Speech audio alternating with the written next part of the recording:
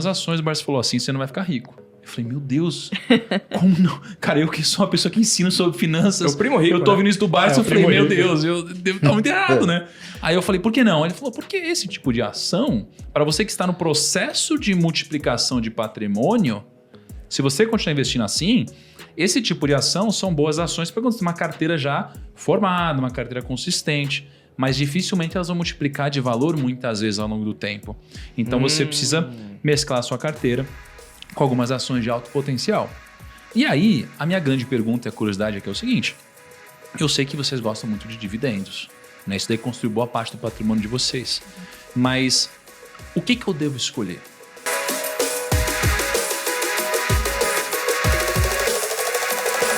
Uma empresa com uma alta distribuição de dividendos ou uma empresa que não distribui dividendos, mas tem um alto potencial de crescimento? O que eu escolheria?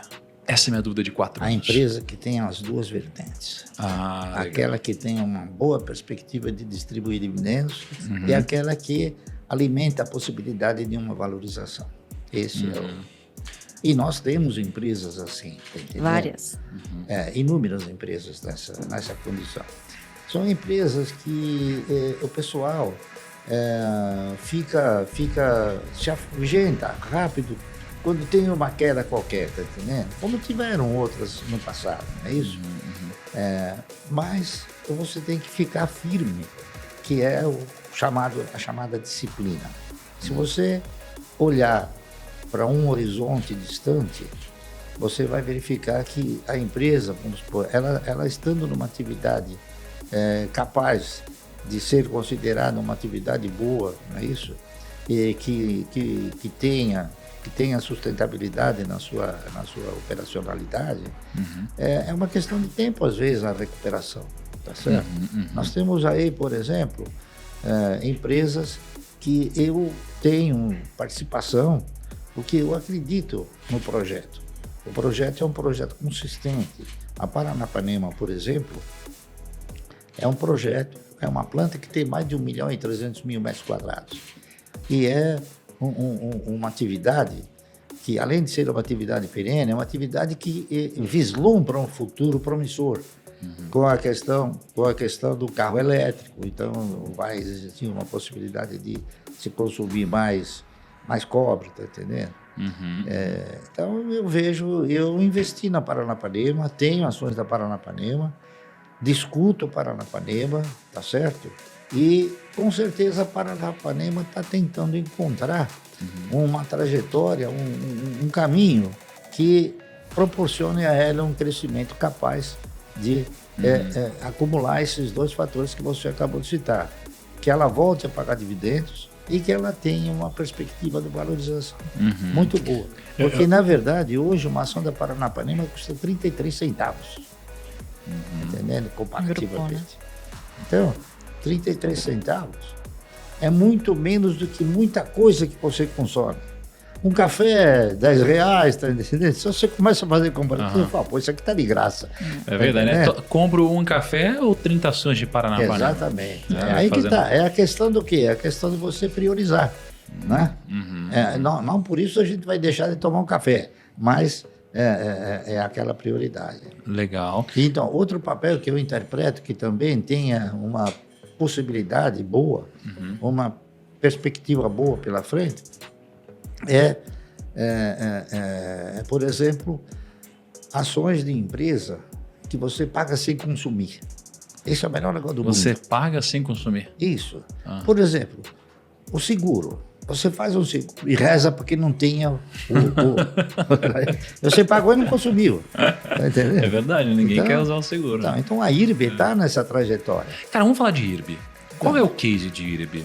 Por que você acha? Porque essa é uma ação que polemizou para todos os lados. A assim. internet fala dela todo dia. Hoje você acha que é uma boa apostar no projeto de IRB? E quais são os pontos que você acha que fazem isso daqui se tornar um investimento favorável, por exemplo? Bom, eu interpreto o seguinte.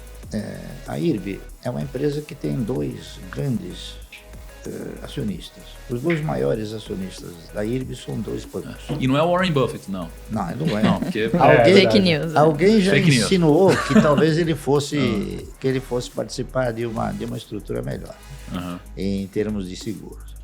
Mas são o Bradesco, tá certo? E o Itaú.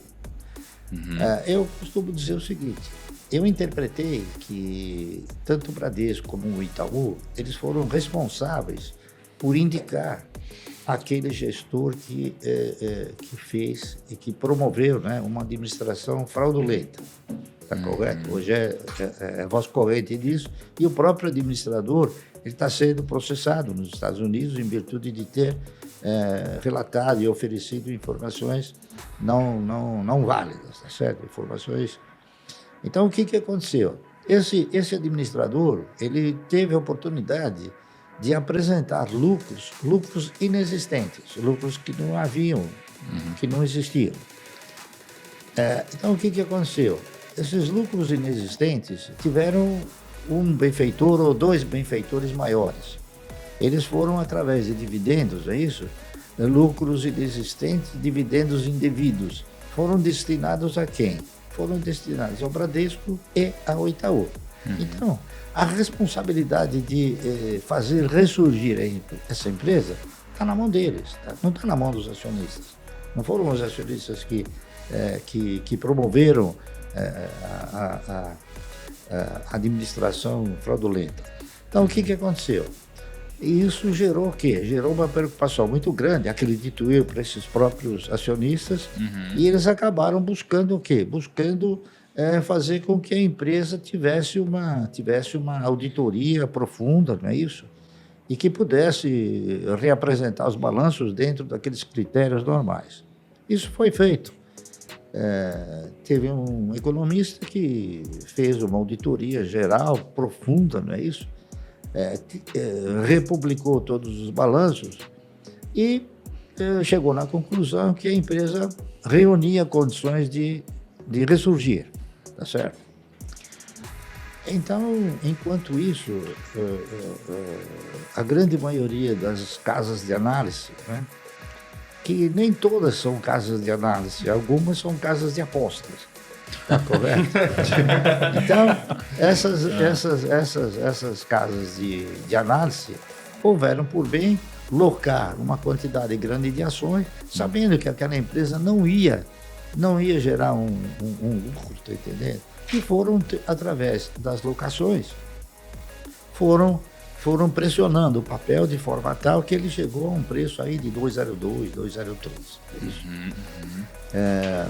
Só que nós tivemos a oportunidade de estar presente numa reunião onde ficou claro, né, que a empresa havia chegado num ponto ruim e que agora havia sido colocada novamente numa posição de continuar a se recuperar, e continuar a dar resultado.